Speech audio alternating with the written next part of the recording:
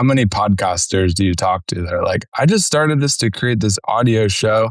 Now I got to like do video and clips and I got to be going live and I got to post on socials. And like, but you're like, that's what you need to do. And right. Like, and I think that it comes back to the point of like, you have to build this relationship with your audience and you build your relationship with the audience through these other platforms and these other offerings. So sucks that you have to do it. But I think at this point, like to make it, you really have to. Hello, and welcome to PodBiz, the money behind the mic, a podcast about the business of podcasting. I'm Norma Jean Belinkie of NJB Media, a podcast audience development strategist. And I'm John Kiernan of Podhouse Productions, an all-in-one podcast consultation and editing platform. We're co-hosts on this journey into the world of podcasting as a monetization tool. Whether you're building branded content, scaling a podcast network, or you're just getting into the podcasting industry, PodBiz breaks down the strategies, tech, and mindset behind podcast success. We're bringing you insider tips, real talk with industry professionals, strategies that actually work, and talking all about the things that we've seen in the trenches. So if you're ready to go beyond the downloads and build real impact with your podcast, then hit subscribe and let's get down to PodBiz.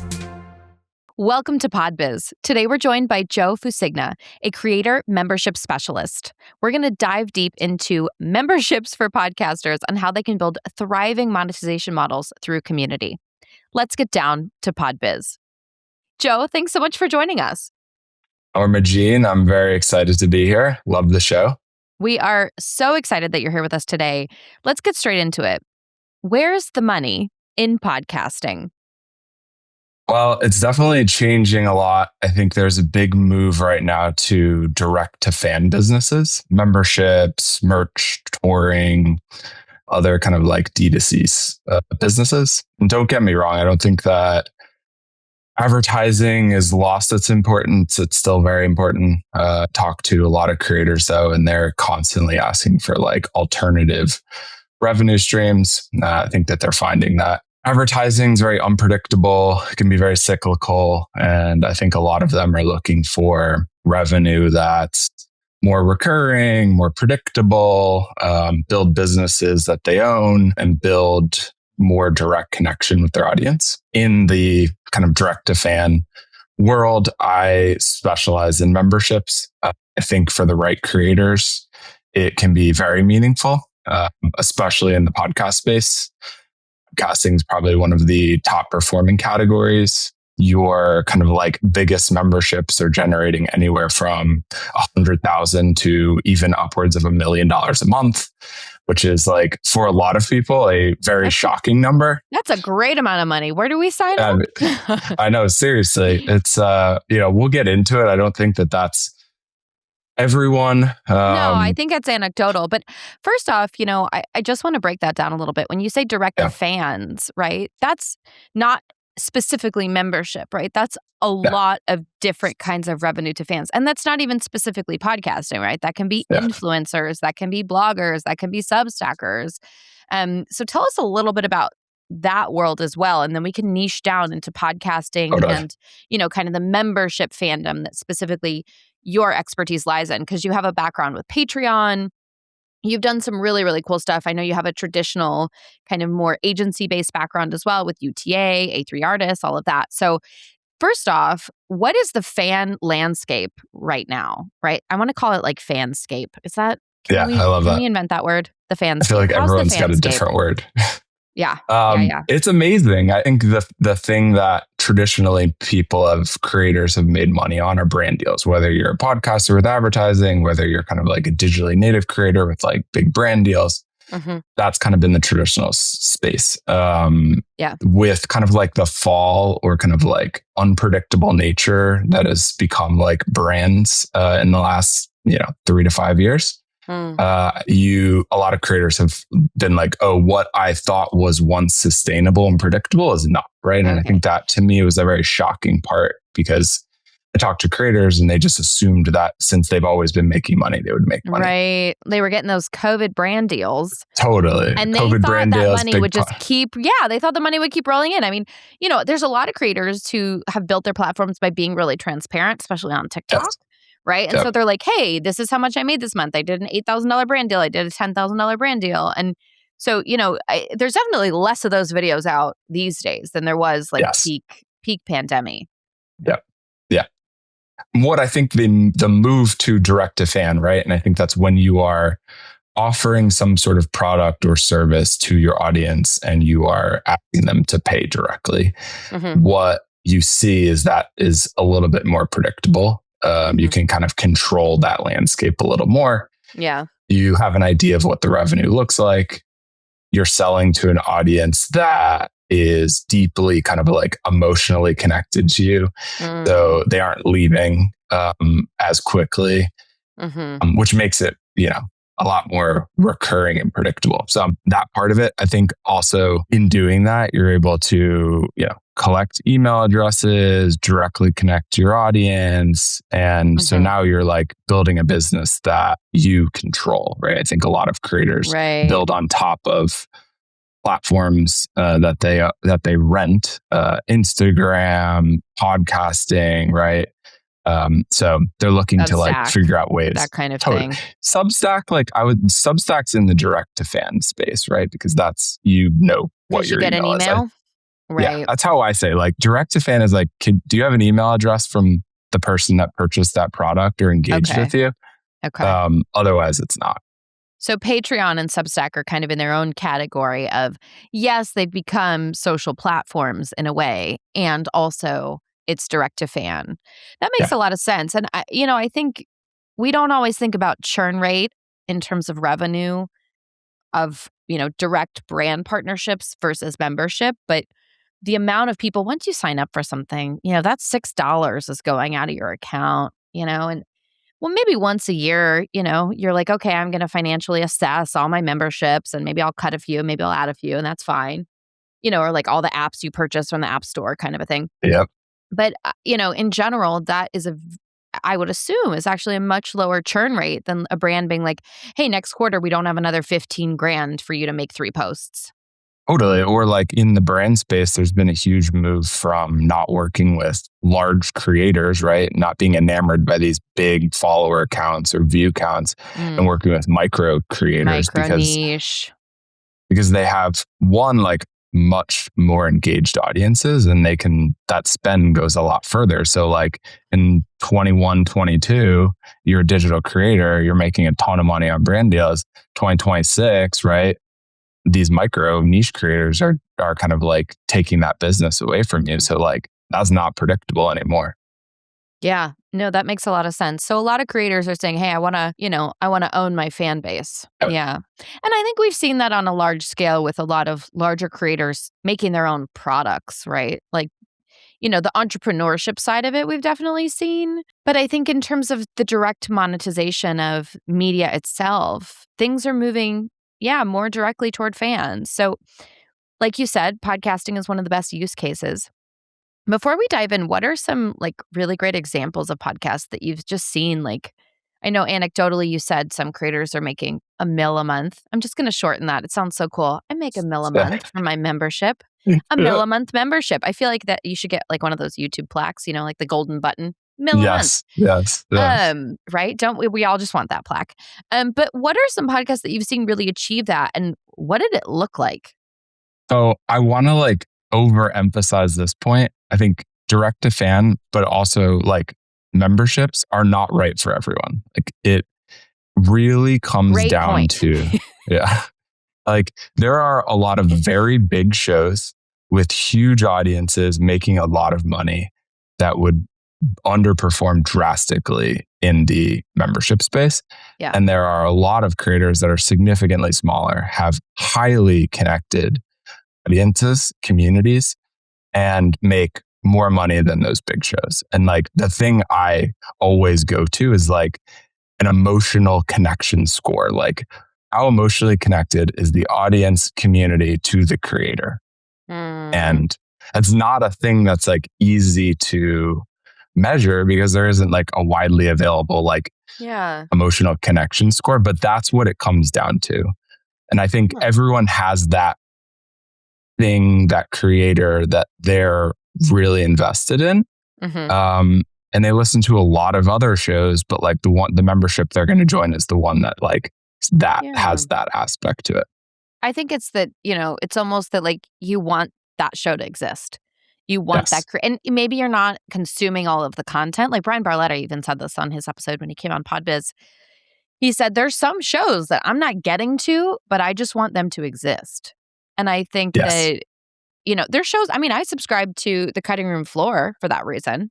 Love it. And I love their content, but also Rachel Mundy just works so hard, and I enjoy her content so much. When I do encounter it, I'm like, that gets $6 of my dollars every month. It just does, and she's got one of the best stories in the space. I think she exemplifies what membership is. A creator that had a show, just went away, pulled it all behind a paywall. Now it's coming back. And I was with her. She attended one of our meetups and was talking about her membership. And my jaw was on the ground. I was like, you have how many members? And you're making how much money? That's crazy. And she didn't even realize how that stood up across the landscape. So I don't know if she's got a public figure out there. Me neither. I would say it's a total mix on what, if someone makes their earnings or paid member number public or not.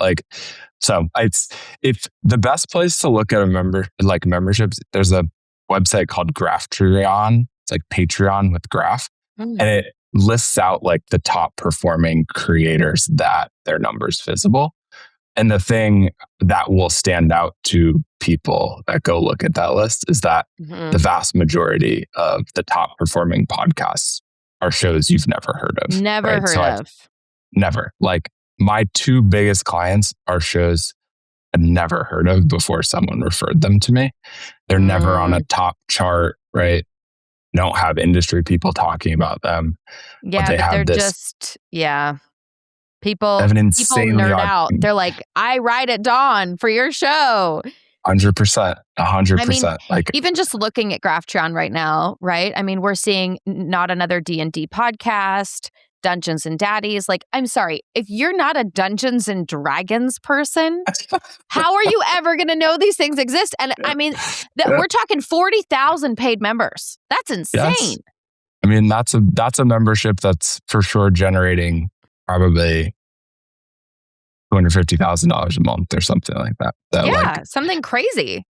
Yeah. And the question I would ask them is, how much money are you generating on advertising?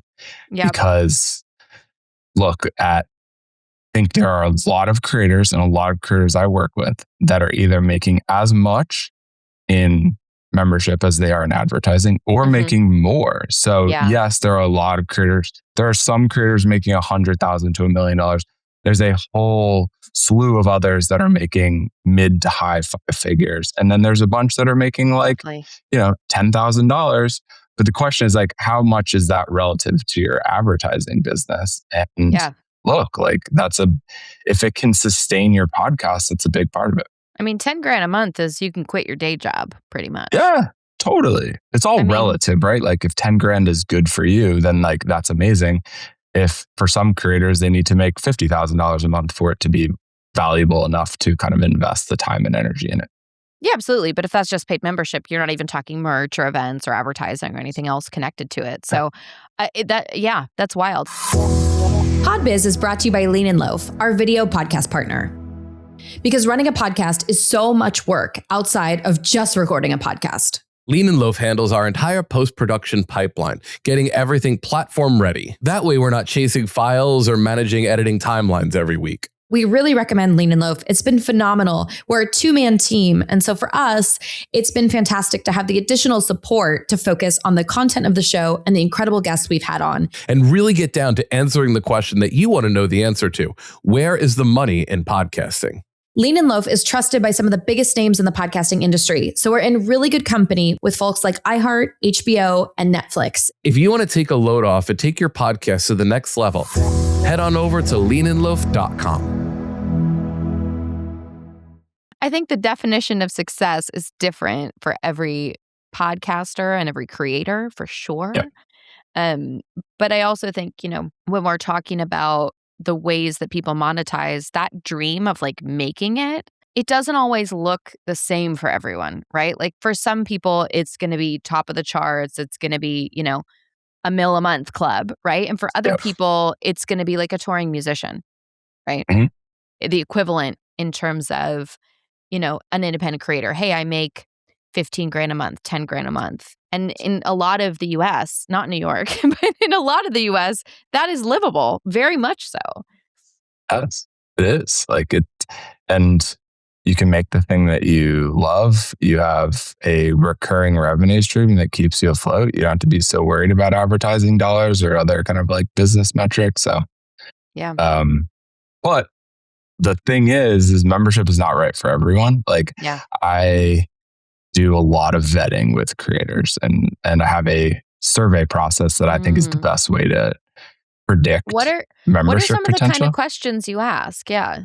So the 3 questions I always get from creators are, how much money do you think I can earn? How much should I charge or I don't want to charge? The latter being like the bigger concern. I don't want to charge my audience. And then what do I offer? So that value in the survey, I ask 15 to 20 questions and they range from, what are your favorite topics that I cover in my episodes to if I'm thinking about offering bonus episodes, what kind of concepts do you like the most? Because bonus episodes don't have to be 1-for-1 with your regular episodes. Outside of podcast episodes, what do you want? Behind the scenes, vlogs, live streams, chat, whatever. And then after you've kind of set the table, you ask how much are you willing to spend? Nothing, $5, $10, $15, $20, $25 plus. And that's the question that I look at.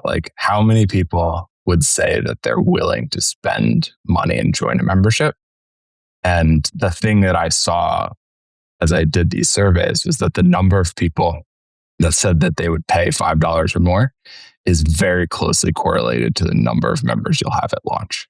So I ignore views, downloads, followers. I look at how many people responded to the survey, and then I tell them, this is where I think your high benchmark is. And then we can work down from that. And 95% of people I run survey campaigns with don't pass their benchmark. Yeah, absolutely. And, I do think it's important to survey your audience. I do this with a lot of my clients. I have a lot of clients on the branded side. It's okay. Yes. Branded is different, right? Because it's more educational. It's more of a halo effect. It's more brand lift. And at the same time, right, people don't want to be sold to. And so I think that it's so important, in general, for any creator, check in with your audience, right? It seems like a one-way conversation because you're in that silo, like we mentioned earlier, but you're not, right? Your audience's behavior is going to tell you a lot of things.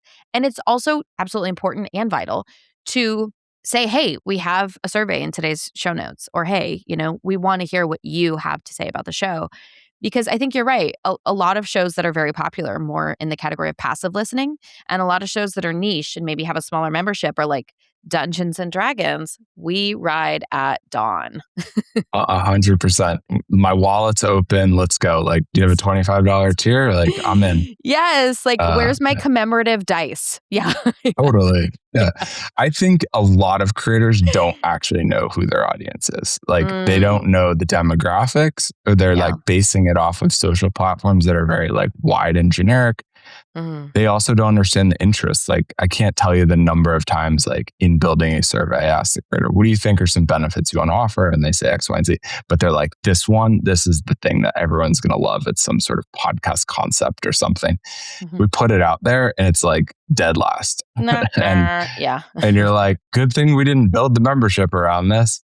And in some cases, live streams are important. In other cases, they're not, right? So when you're building the membership, it's you build it around what people want. And then when people see that the thing that they provided feedback on actually came to be, they're oh, this is a collaboration. We're actually going to be heard in this. And that's where the community aspect comes in. It's not a one-way street. Feedback is important. And you should always be surveying. You should always be asking for feedback because the best ideas are likely sitting with your community. Absolutely. And what do you say to your creators who are afraid of feedback? Honestly, they aren't I haven't dealt with creators that are super afraid of feedback. Are they nervous? Is there any anxiety? What if people don't respond a certain way? Or I think also it does happen. So we do the survey when we're talking about the membership, right? A thing with the survey is that this is like the MVP. This is the minimum viable product. Like, let's put it out there and see what people want so that we don't build and spend so much time and effort and then launch something that flops. Because for a creator, failure in that is way, way worse than negative feedback. Like, they're now having to put time and energy into something that's not working. They've got a bullseye now on their back for something that failed.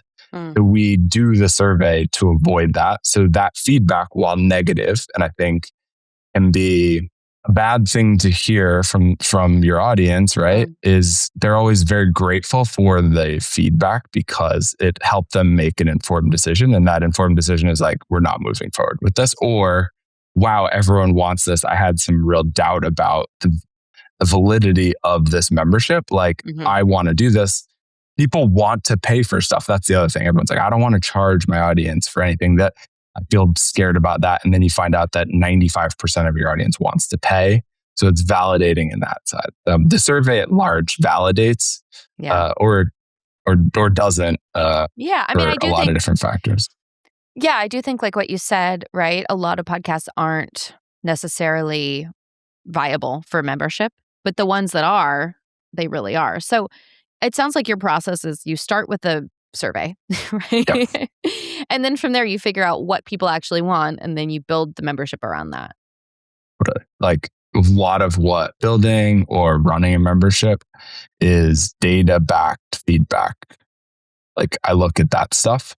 Yes. Yes, there's some creative elements to it with myself and the creator, but a lot of it is kind of like founded in data and feedback. So I think that's important. Yeah, absolutely. And I do think it's, I do think that vulnerability of like, oh, who would want to pay for this? I think a lot of creators encounter that. That's what I mean also in terms of like, what feedback are they kind of afraid of? I'm sure a lot of them are like, I'm sure no one would want to pay for this. And people are like, sign me up, 25 plus, baby. But, once you get clear on what that offering is, how do you go about building that community, right? And choosing the right platform? So building the community has happened before, right? We're not using the membership to kind of start the community. Like, you need to be doing that beforehand. I think it's a great way to throw gasoline on that fire. And I think it's a great way to like strengthen that relationship. In terms of platforms, like, there's a lot of good platforms out there. And myself, I'm agnostic, right? I'll work on any platform wherever you are. The questions I ask are, what content do you want to offer, right? Do you want to offer podcast episodes? Do you want to offer video? Do you want to do newsletters? What else do you want to do? From there, it's where's your audience? Super important fact that people kind of overlook. If your audience already exists on a platform, they're more likely to join, right? So if your audience is on Patreon already, they're one click away and they're already familiar with Patreon. If they're on Substack, same thing. So I don't recommend going to platforms where the audience doesn't exist. And I don't recommend going to a platform that's not going to really support the content that you want to offer. Those are the two questions that usually get us to the place that we want. And then we kind of launch from there. But there's some good offerings out there. Yeah, absolutely. Well, yeah, I think it's also one of those things where, for podcasters specifically, whether you, are with a network or you're a little bit more indie, sometimes you don't necessarily have that direct to fans relationship already, right? So you are kind of, you may have a large amount of, I want to say downloads, but we're all moving away from that metric. So, right, you may have a lot of listenership for your show. Yeah. And at the same time, you don't have people's emails. The other thing kind of that I would encourage people to do, and I hate using like hard numbers around it, right? When you're thinking about membership is membership is like a 1 to 3% game, right? 1 to 3% of your kind of like actively engaged audience may convert to a member. It's not a 10%, 20 or 30% business. It's more likely to be a 0.5%. So when you are looking at your show, right? I think downloads and views aren't the end all be all, but they are important in terms of scale. So like I look at how many impressions, that's what I call it, views and downloads do you get per episode? Let's average the last 3 months, and then let's use a 1% to 3% range just to give you an idea of what your potential could be. Now, the difference between a 1% business and a 3% business is 3x. And like when you're talking about 10,000 or 30,000, like that's a big difference. Yeah. And that's where the survey kind of comes into play, like defines what range you're in. Yeah, I think that's really helpful for a lot of creators out there, because when we're talking about defining success, when people who haven't delved into membership yet are thinking, okay, well, I have, a certain amount of listenership. What does that look like in terms of membership? Yeah. It must be 30%. Right. No. I think it's really important, right? It's almost like, with click-through rates and digital advertising or with social media engagement, it's really important to understand that in today's media landscape of just endless content everywhere all the time, there's a lot of passive consumption. Oh, yeah. Like, look at people with their social followings. Like, I don't even look at social followings or any social engagements because, like, short form content doesn't convert into membership very well. Yeah. So it's like views and downloads per episode is like the number I look at just for napkin math. Yeah, absolutely. Napkin math. Yeah. Well, Joe, I love it. Well, Joe, how did you get into the podcasting industry? It didn't start this way at all. I started in the music industry. Out of college, I worked at a talent agency called The Agency Group. At that point, I thought my career was going to be as a music booking agent. And I did that for 5 years. In 2015, the agency group got bought by UTA. And at that point, we became kind of their touring division. Okay. And when I got there, I saw that there was a lot of opportunity in non-music touring, right? This was the beginning of kind of that non-traditional touring space. You had My Favorite Murder, you had the Digi Tours of the world, things like that. Mm-hmm. So myself and another agent by the name of Phil Badiato set out to kind of like get into the non-traditional touring space. And what we learned very quickly in that space was that this isn't transactional booking. This is business building. Like you had to be their business partner. You had to like hold their hand. You had to tell them what the show was going to be like, how the business model worked, who was going to be on their team, how to market it, like every aspect of it. And we fell in love with that. That was so fun, like the business building. And it became like a big part of what I'm doing now. What we saw was that these creators were either selling a lot of tickets or not selling tickets. A lot of them were selling a lot more tickets than we ever expected. And it was a learning experience on like this kind of like community direct to fan business because music wasn't like that. Yeah. We built that up, worked with shows like Crime Junkie and Rhett and Link and Blippi and Stassi Schroeder. And then so I left that agency, went to A3, started touring division, started 2 weeks before COVID. And that just like pivoted everything from there. Like wow. I had a great team at A3. They were like, I was like, I'll be supportive. I'll get into other areas of business. They were like, great. So I was throwing every dart.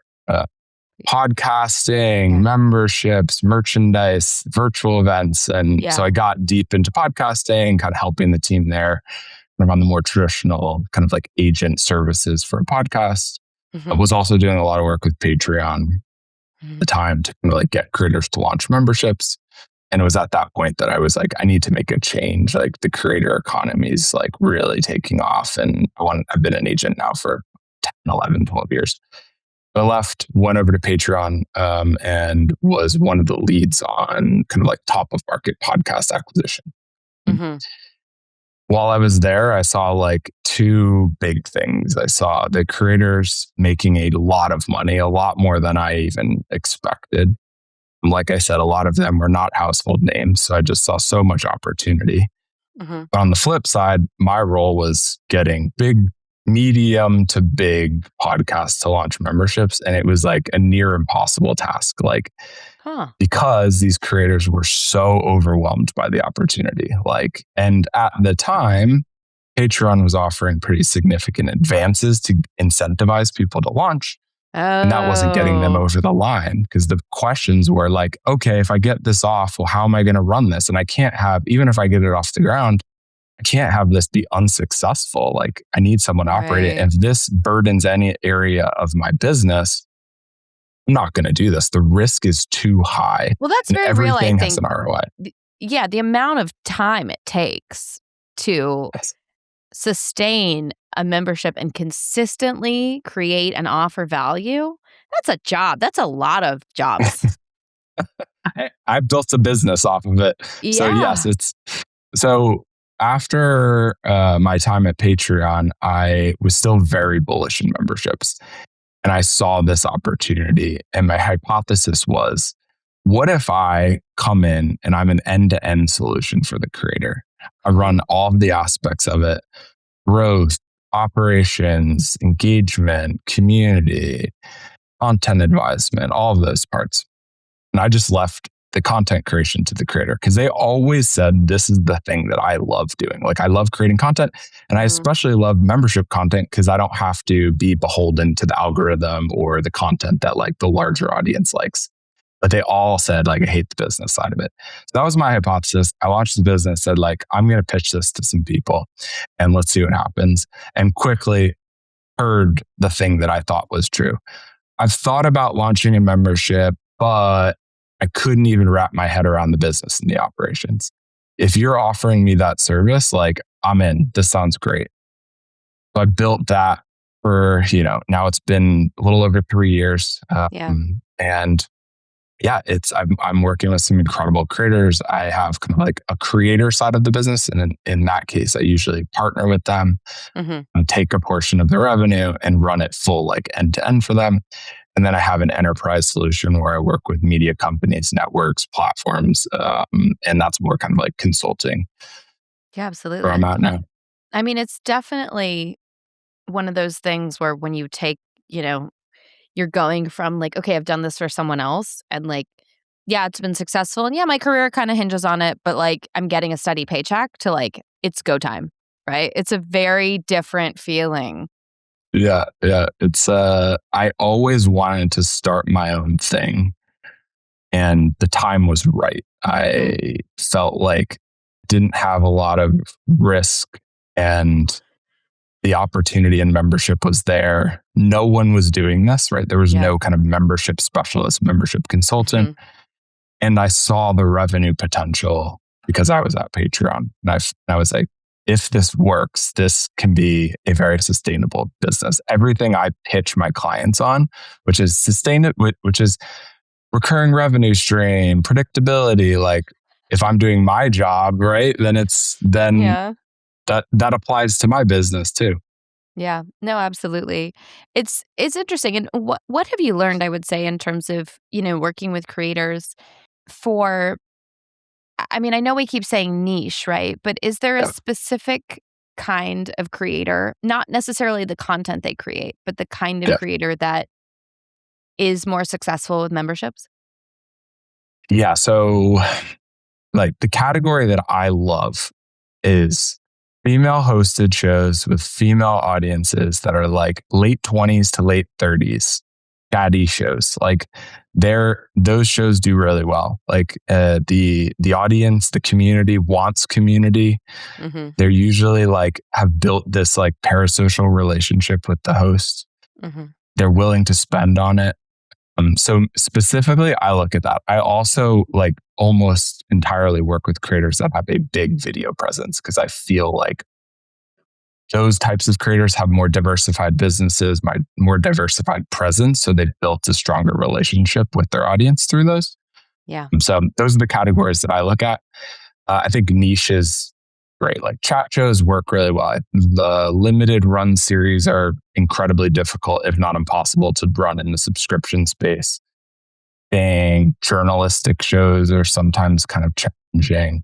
You really need shows that have like a lot of personality behind them, like the shows that break down the fourth wall, that like the fans go, this is my friend.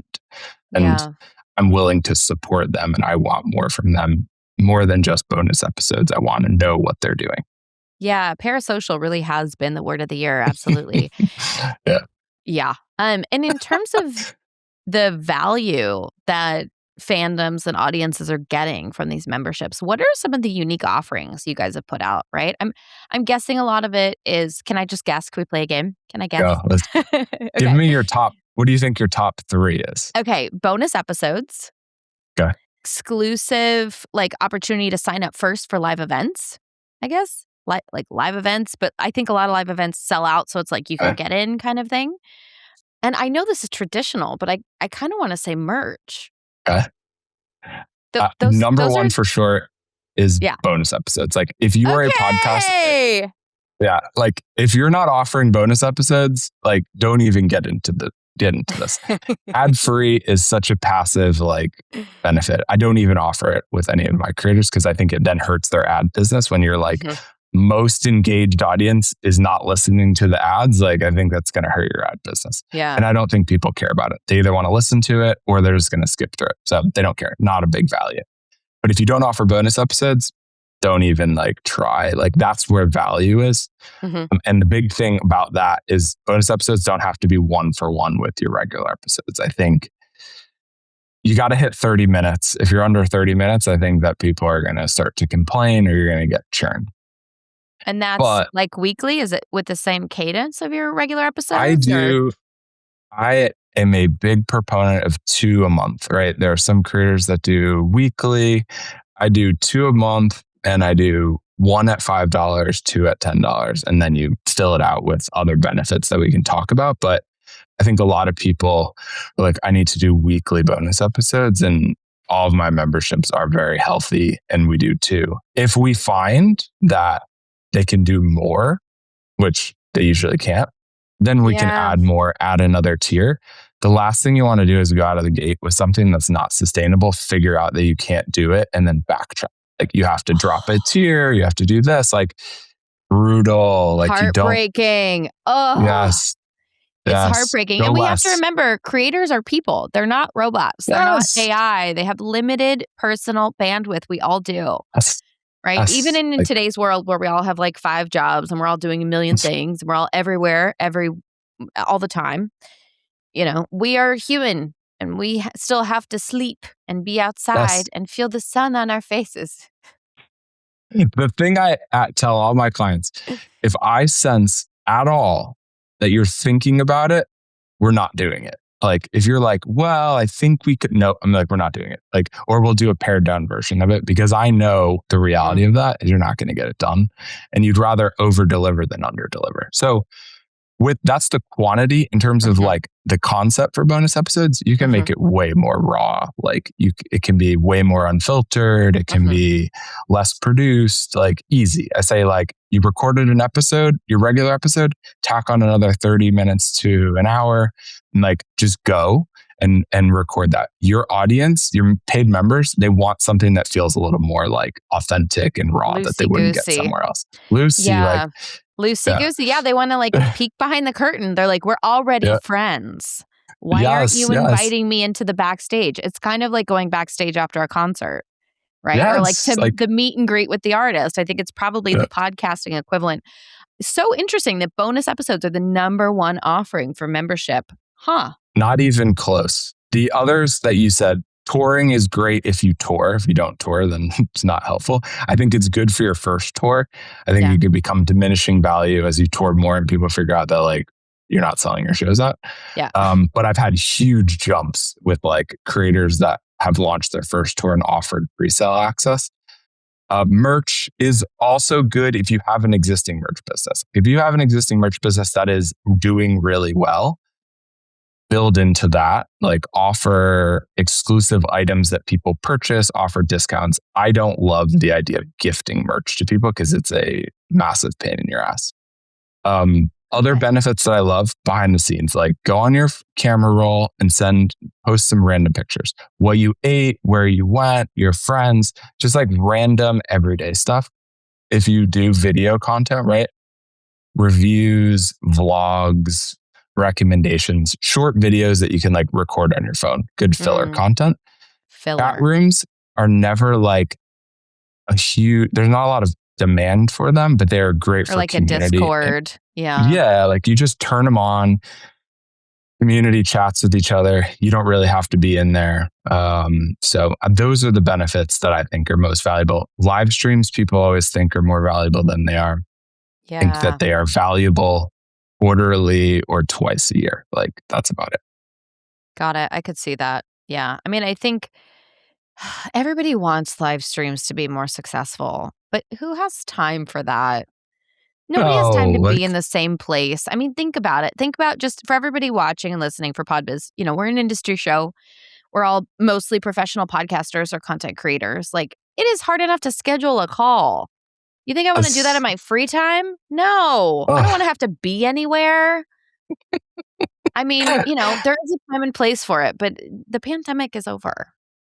yes. Like, no, I think people are like, so they're still feeling the virtual event fatigue from then. Oh, virtual event fatigue is real. I mean, I was like head of events in the Yeah. pandemic virtually. It was like a vibe, and now it's like Yeah. people just want to be in person. They do. Yes. People want to be in person, and then they want to like consume content when and where it's convenient for them in their own home, chilling in their own time, in between things, 5 minutes on TikTok here and there. That's what people want. People want to listen to a podcast when they're out on a walk. They don't want to have to tune in for a live stream with their favorite host. That sounds awful. No. Doesn't even matter. Like I've done these Zoom events with creators and like you're on a Zoom with the creator that you love more than anything. And there's like 30 people on there. Like how cool is that? And even that situation, people are like, I don't want that. If you're going to do a live stream, make the recording a bonus episode at the end. Make the recording a bonus episode, make it a very unique offering. I mean, it can't just be like, hey, we're all here. Like no Clubhouse vibes. No. No. But don't overcomplicate things. I think that's the point. Don't overcomplicate it. Bonus episodes and add some other filler stuff. No one's joining for the other stuff. They're joining to support you and they're joining for the bonus episode. That's very helpful. And I think also for a lot of creators out there and a lot of people within, podcasting and just kind of the media industry as a whole, it's one of those things where it's like, it can't be that easy, can it? Yes, it can. It can be that easy. Yeah. It's bonus episodes. Everything else is like a sprinkle. The bonus episodes are the actual ice cream. That's what it sounds like. Yep. Yeah. Yep. I mean, rainbow sprinkles are great, but you're not going to the ice cream store for sprinkles. You're going for ice cream. Maybe you'll get sprinkles. That's kind of how it feels. Well, Joe, what would you say is one key move or metric or even a mindset that's made the biggest impact on your podcasting career, but also the success of the creators that you work with? I'll go back to the kind of like early in my career when I went from this music booking agent role, which was very transactional. Like the artists you're working with, you're booking shows, selling tickets, negotiating deals. That's it. They don't need anything more from you. Yeah. When I moved to the non-traditional space, you had to start wearing a lot of hats. You had to be their business partner. And that's the part that I take in everything. When I was working in podcasting or merchandise or memberships, right? These are new businesses for creators. They need someone that they feel comfortable with, that they trust, and like is a true strategic business partner. If you provide that service, they're far more likely to say yes. You give them $1 million advance to launch a membership. They're like, that's fine. Like I make that money elsewhere. You provide them a business partner and an operator. That costs them X thousand a month. They're going to say yes to that way more frequently. So I think that's the part. And that's the core of what I do on the membership side is I am your business partner in your membership business. And that's all I do for you. I think a lot of creators need that. They surround themselves with transactional people. Like they have an agent, they have a manager, they may have like a publicist. A lot of these people work kind of in transactional ways. More people need a COO. Like they need someone that can come in there and really help them operate their business and provide strategy and feedback that isn't connected to like dollars and cents. It's connected to like building a strong business. Growth. I mean, if you get a piece of the pie, you're much more likely to, even psychologically be seen as a partner instead of somebody that's just on the payroll or that just gets a cut, right? You're actively contributing to the growth. And I think that for a lot of creators, once it becomes a business, it's so much harder to be creative. right? Because you have to switch lanes all the time. Yeah. I can't tell you the number of deals that I've seen that these transactional partners have tried to negotiate that are not in the best interest of their creator. We need more money. Why do you need more money? Like, if you get more money, they're going to get a worse split. Like, they aren't looking at the long term. Someone gave me this analogy that I think are great about agents. And as a former agent, I feel like I can say this. Like, they will jump over piles of cash to chase pennies, right? Like, that's what they're looking for. They're not looking at the long-term vision. So I would go like, there's a great podcast called The Creator COO. It was from this platform called Uscreen. It's no longer around. Great interviews, like great interviews about COOs. And I think that's what everyone needs. Well, Joe, what's something that people don't know about what you do? I would say that people don't know the amount of complexity and the amount of things that I do on a daily basis behind the scenes to run the membership. I think you said this. It's like, keep it simple. Yes, like post a bonus episode, post some extra content. And I think there's a lot of people that think that that's what a membership is. And yes, you can have an okay membership if you do that.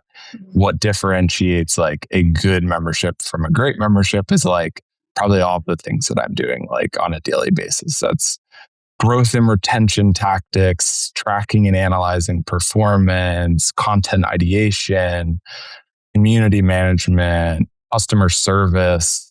Like, there's so much. Like, if you saw my to-do list and my team's to-do list, like little things matter. And you don't know that until you've kind of gone through like doing it for 4 years and being like, oh, welcome messages and like making sure you respond to customer service quickly, or this growth tactic worked, but this one doesn't. So I'm going to scale this across my other clients. So, but I say that like it's very intentional that my own clients don't know what I'm doing on a day-to-day basis, because like I don't want to overwhelm them. Like, if they knew everything I did and needed to approve everything, they would probably stop doing the membership and they'd lose track of the thing that I need them to do, which is like create content. And, in the time that we work together, like the thing I try to build quickly is trust, like deep trust in the work that I'm doing, the experience that I'm bringing, that I can work kind of autonomously without like having to get approvals all the time. And that's how I work with creators. Are like, just go do it. I trust you. Like, I know you're looking out for the best interest of the business. Yeah, absolutely. Well, if you had to start over today, what would you do differently to grow faster or smarter?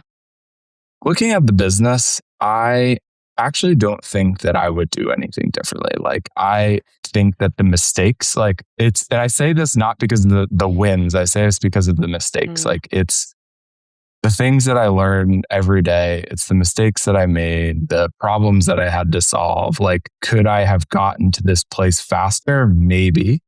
But I went through a lot. Like, the last, year was crazy. Like, the business 3x'd and like I was so overwhelmed, but like I took on those projects because I needed it and it was a great experience. But like, when I started, I said, this is going to be a 3-year trajectory. I'm going to need 3 years to like to build the momentum I need to like really prove that this is worth it. Because I've seen that in the touring business that I built or other businesses that I kind of like closely monitored. 3 years seemed to be like the track. Like, first year, you figure out what you kind of like test a lot of things. You are building the foundation of your process, working with different types of creators. The second year, you usually pick up 1 or 2 kind of foundational clients that prove that this can work. And then in the third year, your name's out there, you're getting referrals. You feel confident in your business. And that's where, for myself, like I saw 3x growth last year. And had I thought that I wasn't moving fast enough, like it would have been easy to stop and take one of the corporate jobs. So I would say like, be patient with it. Yeah, absolutely. I think it's also, as the industry emerges, we're all kind of figuring it out together. Yeah. I mean, we talk about this a lot on PodBiz. Like, none of us grew up being like, I want to work in podcasting. when the first time somebody told me a podcast, I was like, pre-recorded radio on the internet? I don't know about that. No, I'm not sure. What do you think you wanted to be out of college? Oh God. Out of college, actually, I worked at an agency. I wanted to be an agent. What agency? We'll talk about it later. Yeah. Nice. It was a fun short moment in my life, and then William Morris and Endeavor merged, and I was part of the like trickle down, and it was all just very LA. Yep. Um, Yeah. but that being said, I think it's also that like there's so many careers that lend that expertise to each other, right? It's agency versus now I work in audience development, right? So it's working with clients of where's your data coming from? What is it telling us? What are different platforms telling us? What can we learn from it? And how can we optimize from that juncture? Yeah. Or even just also with surveys, right? Like, what does your target audience say about this potential product? And so I think there's a lot of different ways we can apply that kind of knowledge, right? Whether it's building a membership, whether it's audience development and growth for podcasting, whether it's, also on the agency side, creators themselves who have become entrepreneurs. I think there's just a skill set that I think translates across. And today's digital media landscape is so incestuous in terms of platform and content and just how, clips from your podcast are going to be on social and bonus episodes for your Substack, but then you're also going to have Instagram content there. And it's all just kind of, or even just something that would be like a prior tweet. Now, with the notes on Substack, you're going to want to put that out. So it's all just kind of it's like what ingredients are going in your soup, but I think we're all just kind of in the soup, if that makes sense. How many podcasters do you talk to that are like, I just started this to create this audio show, and now you're like, now I got to like do video and clips, and I got to be going live, and I got to post on socials, and like, but you're like, that's what you need to do, and right, like, and I think that it comes back to the point of like, you have to build this relationship with your audience, and you build your relationship with the audience through these other platforms and these other offerings. So sucks that you have to do it, but I think at this point, like to make it, you really have to do it. Yeah. You kind of just have to understand you have to go where the audience is. Yeah. For sure. Totally.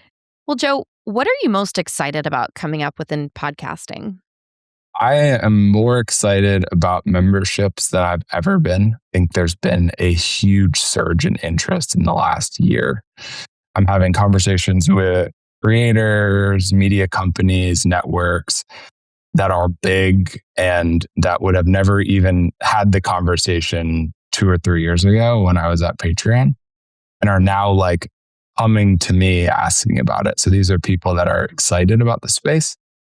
I think I'm excited about the opportunity to like talk to these creators and potentially work with them. The thing I'm most excited about are the undercards. The creator I've never heard of that someone refers to me that has good numbers, but like when you look under the hood, you see this insane community, right? Like my 2 clients, biggest clients, Do We Know Them and the JK podcast, were referred to me. I had never heard them. And this creator said to me, you got to look at the Reddit. It's nuts. Like these people are crazy. And we ran a survey and it was nuts. And my girlfriend always says to me, go find more of those. And I'm like, I don't know where they are. I'd never heard of them. They're not on a chart. Like, I don't know. Like, I'm doing my best to try to like identify who these creators are. But like, sometimes they just like, they're around the corner and you don't know how they're going to get to you. But those are the ones I'm most excited about because for them, membership is really important.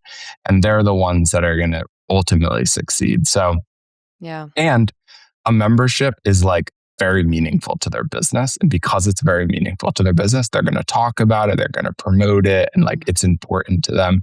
And maybe it unlocks something else. Maybe it allows them to do another show. Maybe it allows them to go on tour, do something else, make less podcast episodes. I don't know. But yeah, I'm excited about the space. I think that there's so much here and it's only growing more rapidly. Yeah. Well, absolutely. Joe Fucigna, thanks for joining us here on PodBiz. Thanks for having me.